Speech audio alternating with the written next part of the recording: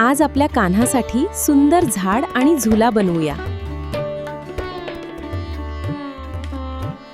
सगळ्यात आधी कार्डबोर्डवर झाडाचा आकार काढूया।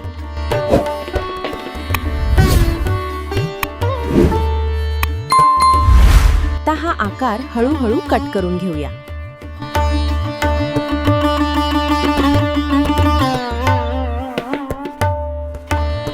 आता ब्राऊन कलर करून झाडाला नॅचरल लुक देऊया।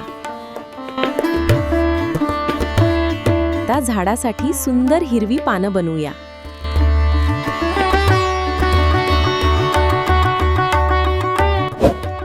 ही पानं फांद्यांवर लावूया।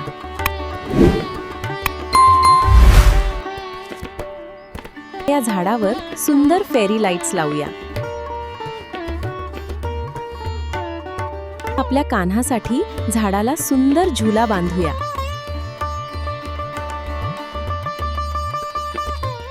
थोडी फुलांची डेकोरेशन केली की झुला अजून सुंदर दिसेल।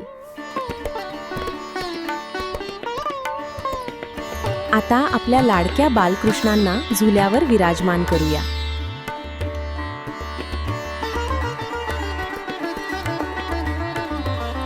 थोडी रांगोळी, फुलं आणि हंडी। आता सेटअप पूर्ण। कशी वाटली माझी जन्माष्टमी सजावट? नक्की कमेंट करून सांगा।